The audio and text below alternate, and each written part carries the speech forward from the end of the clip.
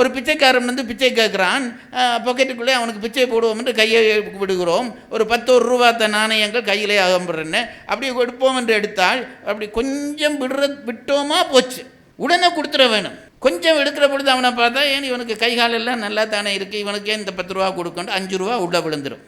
அதுக்கு பிறகு என்ன மேலே எடுப்போம், மேலே எடுத்து பார்த்தா இவன் பார்த்தா ஆள் கொஞ்சம் குடிப்பான் போல் இருக்கிறது, இவனுக்கு ஏன் கொடுக்கணும், என்ன 2 ரூபா விழுந்துடும். இப்படியே கடைசியில் 1 ரூபா கூட வெளியில் வராது. நல்லதை நினைக்கிறாயா உடனே செய். யார் சொன்னவர்? திருவள்ளுவர். என்ன சொன்னார்? அன்றறிவாம் என்னாது அறம் செய்க. நாளைக்கு செய்வோம் நாளண்டைக்கு செய்வோம் என்று நினைக்காத, நல்லதை நினைச்சிட்டாயா உடனே செய். அப்போ கெட்டது? ஔவையார் சொன்னார், ஆறுவது சினம். கெட்ட குணம் வந்தால் கொஞ்சம் ஆறப்போடு, அது நீங்கி விடும். நல்லது வந்தால் ஆறப்போடாதே, உடனே செயல்படுத்து. தசரதன் அதனாலே தான் முடிவு செய்து சொல்லுகிறான், நான் முடிசூட்ட போகிறேன் ராமனுக்கு. அப்போ அவன் பேசின பேச்சு இருக்கிறதே, அவன் என்ன சொன்னான் தெரியுமா? அந்த சபையில் எழும்பி, இவ்வளவு நாளும் நான் இருந்துட்டேன், இனியும் இந்த எச்சிலை சாப்பிடுவனோ என்றான். எனக்கு அந்த வார்த்தை ரொம்ப பிடிச்சது பாருங்கள். அவன் என்ன சொன்னான்? இவ்வளவு நாளும் நான் சாப்பிட்டது தானே சாப்பிட்டு கொண்டிருக்கேன், அதே சோறு, அதே கறி, அதே ஆட்சி, அதே முடி, அதே கார், அதே தேர், இதே மந்திரி, இதெல்லாம் வச்சுக்கொண்டு இதை நடத்தி கொண்டிருக்க கூத்து இருக்கிறதே, இதையே நான் இன்னும் நாளைக்கும் சாப்பிட்டா அது எச்சி சாப்பாட்டை சாப்பிட்ற மாதிரி ஆகுது, நான் இனி சாப்பிட மாட்டேன், இது எனக்கு வேண்டாம், ராமனுக்கு கொடுக்குறேன் என்றான்.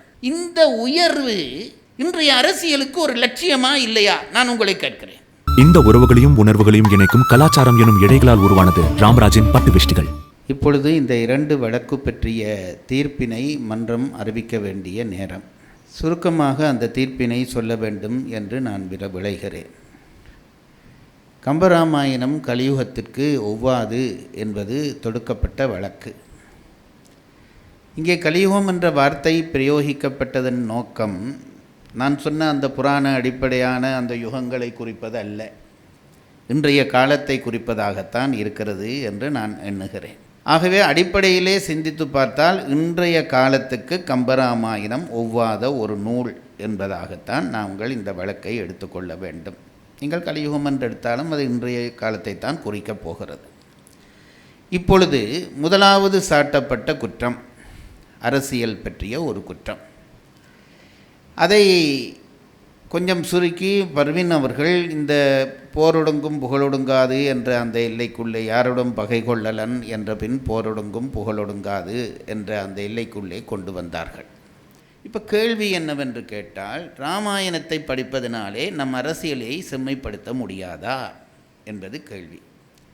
ஒன்றை புரிந்து கொள்ள வேண்டும், பழைய நம்முடைய முடியாட்சி என்பது வேறு, இன்றைக்கு ஜனநாயகத்திலே இருக்கிற ஆட்சி என்பது வேறு. பழைய நம்முடைய முடியாட்சியிலே எப்படி அரசர்கள் கருதப்பட்டார்கள் என்றால், அவர்கள் மக்களின் பிரதிநிதியாக கருதப்படவில்லை, அவர்கள் தெய்வத்தின் பிரதிநிதியாக கருதப்பட்டார்கள். திருக்குறளிலே நீங்கள் உங்களுக்கு தெரியும், பொருட்பால் தொடங்கின உடனே இறைமாட்சி என்று ஒரு அதிகாரம் இருக்கிறது. அந்த அதிகாரத்திலே இறைவனுடைய மாட்சிமை பற்றி சொல்வதல்ல, அரசனுடைய மாட்சிமையை பற்றி திருவள்ளுவன் சொல்லுகிறான். அதற்கு அரச மாட்சி என்றல்லவா வைத்திருக்க வேண்டும், ஏன் இறைமாட்சி என்று பெயர் வைக்கிறார் என்ற கேள்வி எழுகிறது. அரசனுடைய மாட்சிமைகளை பற்றி சொல்லுகிற பொழுது அந்த அதிகாரத்துக்கு அரசனுடைய மாட்சி என்று பெயர் வைத்திருக்க வேண்டும், அரச மாட்சி என்று வைத்திருக்கலாம். திருவள்ளுவர் அதற்கு இறைமாட்சி என்று பெயர் வைக்கிறார். அது எப்படி பொருந்தும் என்பதற்கு பின்னாலே வந்த பரிமேலழகர் போன்றவர்கள் உரை எழுதுகிற பொழுது எழுதுகிறார்கள், ஒரு அரசன் எப்படி மக்களை தெய்வம் காக்கிறதோ அந்த தெய்வத்தினுடைய பிரதிநிதியாக இருந்து மக்களை காக்க வேண்டும். இதுதான் பழைய நம்முடைய மக்களுடைய நம்பிக்கை. ஒரு அரசன் என்பவன் தெய்வத்தினுடைய பிரதிநிதி.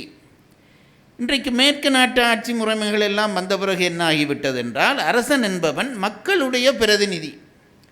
மக்களுடைய பிரதிநிதி என்றால் என்ன ஆகும் என்று கேட்டால், மக்களுடைய குறை நிறைகள் எல்லாம் அரசனிடமும் வந்துவிடும். தெய்வத்தினுடைய பிரதிநிதி என்று கேட்டால் என்ன ஆகும் என்றால், தெய்வத்தினுடைய நிறைவுகள் எல்லாம் ஒரு அரசனிடம் வர வேண்டும். இதுதான் எங்களுடைய பழைய மரபு. இப்போது இதை நினைத்து கொண்டு தான் நாங்கள் இந்த வழக்குக்குள்ளே நுழைய வேண்டி இருக்கிறது. இராமாயணத்திலே சொல்லப்பட்ட அரசன் தெய்வத்தினுடைய பிரதிநிதியாக கருதப்பட்டவர். இராமாயணம் என்பதிலே நீங்கள் எடுத்துக்கொண்டு பேசுகிறது என்னவென்றால், ஒரு காட்சியை எடுத்துக்கொண்டு பேசுகிறீர்கள். அது ஒரு முழு ஒரு பலாப்பழம் போல பல சுளைகளை கொண்டது. அங்கங்கே கொஞ்சம் அந்த கசடுகள் இருக்கும். கசடுகளை எடுத்துக்காட்டி பலாப்பழத்தை எறிந்து விடுங்கள் என்றால் எறிந்து விட முடியுமா? கசடுகளோடு சேர்ந்தது தான் பலாப்பழம்.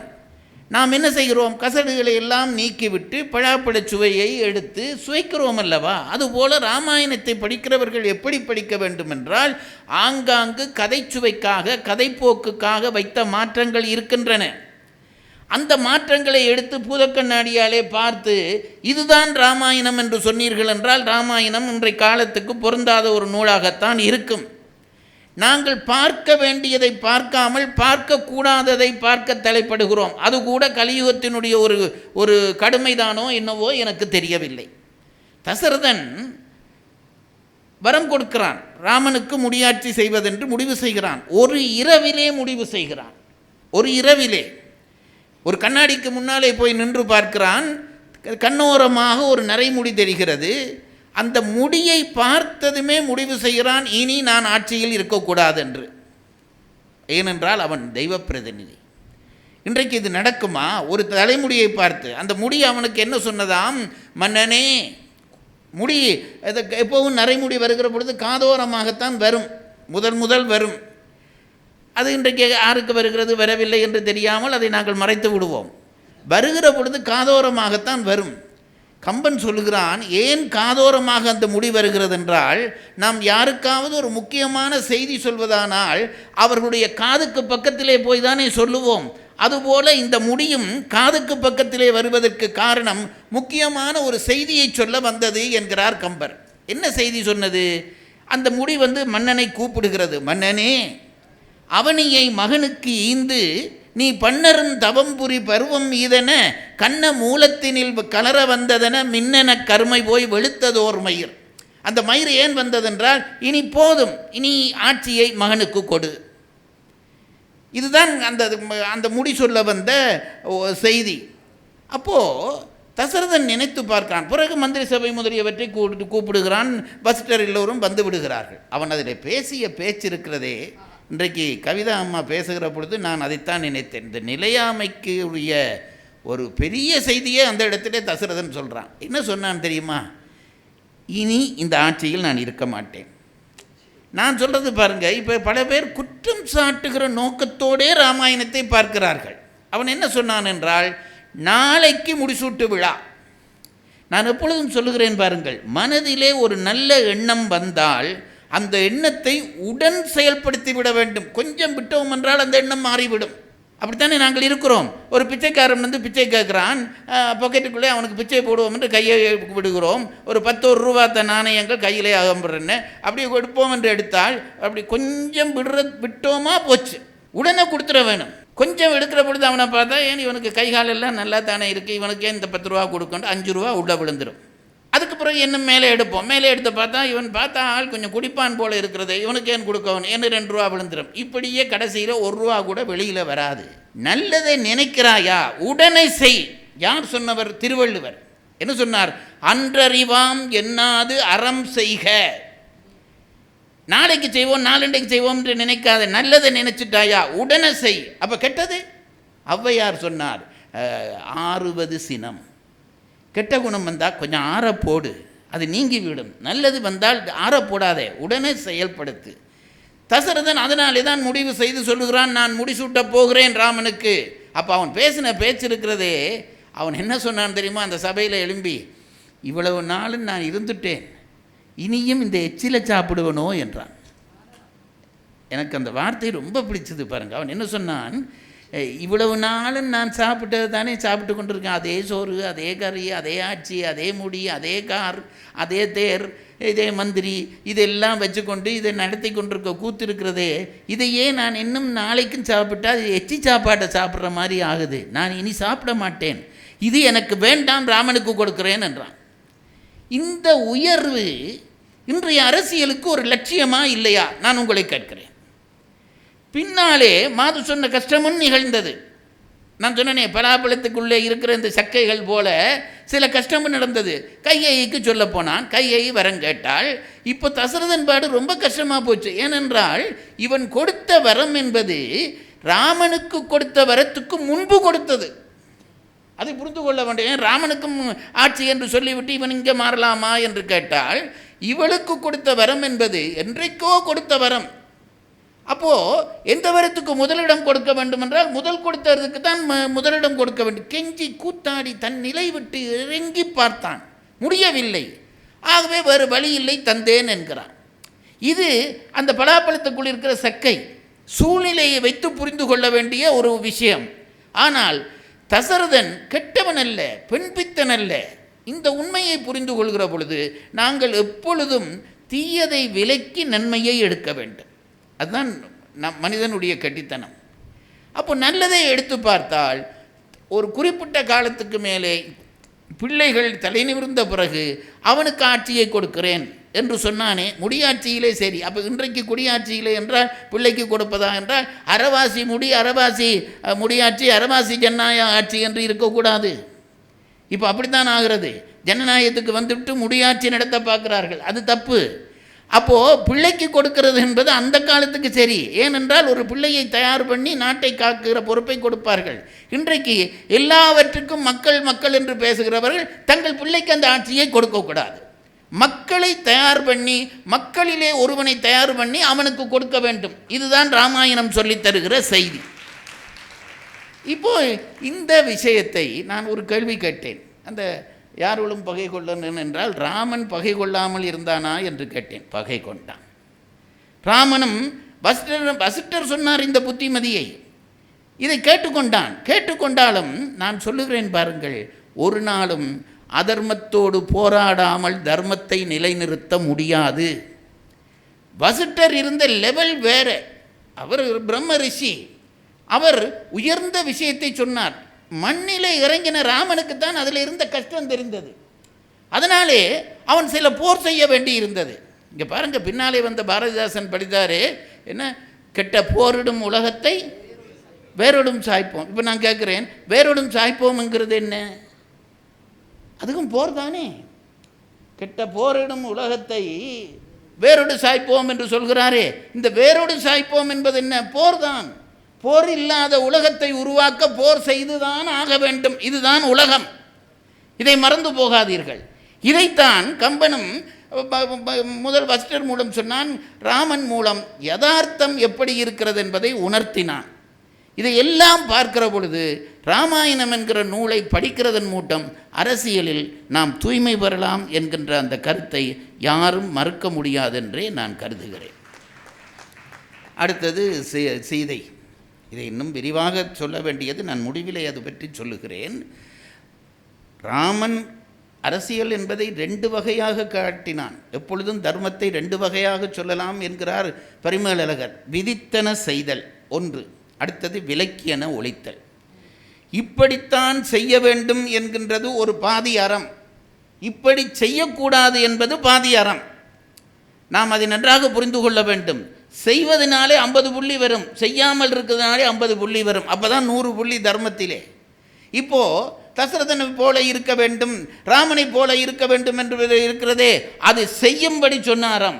ராவணனை போல் இராதே, வாலியை போல இராதே என்கிறது இருக்கிறதே, அது செய்யக்கூடாத அறம். இது 2ஐயும் சேர்த்து சொன்னால்தான் முழுமையான அறத்தை உலகத்துக்கு சொல்லலாம் என்றபடியால் 2ஐயும் தனித்தனி சொல்லி இருக்கிறான். இதை தனியே எடுத்து வைத்து கொண்டு பார்த்தால் பிழையாகத்தான் தெரியும். இது ஒன்று. இந்த சீதையை தீக்குளித்த விஷயத்துக்கு சுருக்கமாக சொல்லுகிறேன். சீதையை தீக்குளிக்க வைத்தானே, அது தப்பா இல்லையா? சும்மா சாதாரண பார்வையிலே இதை சொன்னால் பெண்கள் எல்லாம் கைதட்டுவார்கள். அதாவது பெண்கள் எல்லாம் தீக்குளிக்க வேண்டும் என்றால் ஆண்களும் தீக்குளிக்க வேண்டுமே என்று சொல்வது இருக்கிறதே, இது ஒரு கெட்டித்தனம். நான் கேட்கிறேன், நான் சொல்லுகிற ஒன்றை நீங்கள் நினைத்து கொள்ளுங்கள். இன்றைக்கு தலைவர்களாக நாம் மாறி இந்த உலகத்திலே நாங்கள் சஞ்சரிக்கிறோமோ, அன்றைக்கு இந்த உலகம், சமுதாயம் நமக்கு மட்டும் மரியாதை தருவதல்ல, நம் குடும்பங்களுக்கும் மரியாதை தருகிறது. நாங்கள் அதை ஒரு கோயிலே பெரிய கும்பாபிஷேகம், கூட்டம் நிற்கிறது வரிசையிலே எண்ணெய் காப்புக்கு, ஒரு தலைவர் மனைவியோடு போகிறார், பிள்ளைகளோடு போகிறார், முன்னாலே விடுகிறார்களா இல்லையா? நான் கேட்கிறேன். அப்போது ஒரு தலைவருக்கு கொடுக்கப்படுகிற மரியாதை அவருடைய குடும்பங்களுக்கும் கொடுக்கப்படுகிறதா இல்லையா? என்றைக்கு சமுதாயம் ஒரு தலைவனோடு சேர்ந்து அவன் குடும்பத்தையும் கௌரவிக்க தலைப்படுகிறதோ அதை வைத்துக்கொண்டு ஒரு தலைவன் என்ன செய்ய வேண்டுமென்றால் தான் மட்டும் தூயவனாக இருந்து காட்டினால் போதாது, தன்னை சார்ந்தவர்களும் தூயவர்கள் என்பதை இந்த உலகத்துக்கு நிரூபித்து ஆக வேண்டும். இதுதான் ராமாயணம் சொன்ன செய்தி. இதுதான் ராமாயணம் சொன்ன செய்தி. சீதையிலே ராமனுக்கு சந்தேகம் என்று சொன்னால் ஒரு குழந்தை கூட சிரிக்கும், சந்தேகமே கிடையாது. அதை அவன் சீதைக்கே உணர்த்துகிறான், சீதையை கொண்டு வந்து விடுகிறான். அது ஒரு பெரிய விஷயம். நான் இப்போ அது தொடவில்லை. சீதையை கொண்டு வந்து விட்டோனே கம்பன் போடுகிற பாட்டு, அட்புறு கணவனும் அமைய நோக்கினான் என்றான். அட்புறு என்றால் அன்புரு என்று அர்த்தம். அன்புள்ளவனாகி அந்த ராமன் சீதையை அப்படி ஆதரவாக பார்த்தான். அதுக்கு பிறகுதான் மாது சொன்ன பேச்சுக்கள் எல்லாம் விழுகிறது. ஏன் அப்படி பேசினான் என்று கேட்டால் வேறொரு காரணமும் இல்லை. சீதை தீக்குளிக்காமல் தான் கூட்டிக் கொண்டு போகலாம். சீதையிலே நம்பிக்கை இருக்கிறது, பல பேருக்கும் தெரியும். நாளைக்கு சமுதாயத்திலே இருக்கிற ஒருவன் பிழை செய்கிற ஒரு பெண்ணையும் அப்படியே சேர்த்து கொள்வான். கேட்டால் சொல்லுவான், ராமன் சேர்த்து கொண்டானே, நான் சேர்த்து கொள்ளக்கூடாதா என்று கேட்பான். ஆகவே தான் ஒரு முன்னுதாரணமாக இருக்கக்கூடாது என்பதற்காகத்தான் சீதையை தீக்குளிக்க இறக்கினான். அடுத்த கேள்வி வரும், சீதை நீ தீக்குளித்து காட்டு என்று சொன்னால் போதாதா, இவ்வளவு கடுஞ்சொல்கள் பேச வேண்டுமா? இவன் அன்போடு சொல்லி சீதை தீக்குளிக்க வந்திருந்தால் உலகம் சொல்லும், இவர்களுக்குள்ளே ஏதோ ஒரு ஒப்பந்தம் நடந்திருக்கிறது. ஆகவே ராமன் வெறுத்துத்தான் சொல்லுகிறான் என்பதை காட்ட வேண்டும் என்பதற்காக வெறுப்பான வார்த்தைகளை தொகுத்து சொல்லி சீதையை தீக்குளிக்க வைக்கிறான் ராமன். இது ஒரு சமுதாய பொறுப்புள்ள தலைவன் தானும் சுத்தமானவன், தன்னை சார்ந்தவர்களும் சுத்தமானவர்கள் என்று நிரூபிப்பதற்காக செய்யப்பட்ட காரியம். இந்த அடிப்படையை புரிந்து கொள்ளுங்கள். இவ்வளவுதான் இப்போதைக்கு சொல்ல முடியும். நான் சொல்லுகிறேன், ஒன்றை நீங்கள் தெளிவாக தெரிந்தால், இது கலியுகம்தான். கலியுகத்திலே பிழைகள் நடக்கத்தான் செய்யும். இந்த பிழைகளை எப்படி திருத்துவது? நோய்க்கு நோயே மருந்தாகாது, நோய்க்கு மருந்து தான் மருந்தாகும். ஆகவே இந்த நோய்களை நீக்க வேண்டுமென்றால் மருந்தாக இருக்கக்கூடிய ஒரு விஷயம் நமக்கு தேவை. அறம் இல்லாமல் போய்கொண்டிருக்கிற இந்த உலகத்தை அறம் சொல்லுகிற நூலை கொண்டுதான் திருத்த முடியும். அறம் சொல்லுகிற நூல் ஒரு நூல் என்று எப்படி முடிவு செய்வது? நான் ஒரு நூலை எழுதிவிட்டு இதுதான் அறம் செய்கிற நூல் என்று சொல்ல முடியாதா? ராமாயணம்தான் அறநூல் என்று எப்படி சொல்ல வேண்டும்? ஏன் சொல்ல வேண்டும்? நான் சொல்லுகிறேன், ஒரு அறநூலை எப்படி கண்டுபிடிக்கலாம் என்றால் இயற்கை அந்த நூலை அங்கீகரிக்க வேண்டும். இது ரொம்ப முக்கியம். இயற்கை அங்கீகரிக்க வேண்டும். இயற்கை அங்கீகரிப்பது எப்படி தெரியுமா? காலத்தாலே அது அழியாமல் நின்றால் இயற்கை அந்த நூலை அங்கீகரிக்கிறது என்று அர்த்தம். ராமாயணம் இத்தனை ஆண்டுகளாக இந்த மக்கள் மத்தியிலே இன்றைக்கும் உயிர்ப்போடி இருக்கிறது. எத்தனை சினிமாக்கள் நடந்தன. இத்தனை சினிமாக்களிலே கதாநாயகர்கள் இருந்து வெற்றி பெற்றாலும் கூட ராமாயணத்தை இன்றைக்கு டிவியிலே போட்டாலும், எத்தனை ராமாயணம் போட்டார்கள், கூட்டம் சேருகிறது. எப்படி சேருகிறது? இது பழைய கதையாயிற்றே, எப்படி சேரும் என்று கேட்டால் அதற்குள்ளே இருக்கிற அந்த அறவேரை இயற்கை அங்கீகரித்திருக்கிறபடியால் அது எப்பொழுதும் உயர்ந்த நூலாகத்தான் இருக்கும். அத்தகைய ஒரு நூல் கொண்டுதான் பிழையான இந்த சமுதாயத்தை திருத்தலாம் என்றபடியால் இந்த ராமாயணம் என்பது இயற்கைக்கு அல்லது கலியுகத்துக்கு தேவையல்லது ஒவ்வாத நூல் என்பதை இந்த நீதிமன்றம் ஏற்றுக்கொள்ளவில்லை. இந்த நீதிமன்றம் ராமாயணம் கலியுகத்துக்கு ஒவ்வுகிற நூல்தான் என்கின்ற தீர்ப்பை வழங்கி இந்த நீதிமன்றத்தை நிறைவு செய்கிறது. இந்த உறவுகளையும் உணர்வுகளையும் இணைக்கும் கலாச்சாரம் எனும் இழைகளால் உருவானது ராமராஜின் பட்டு வேஷ்டிகள்.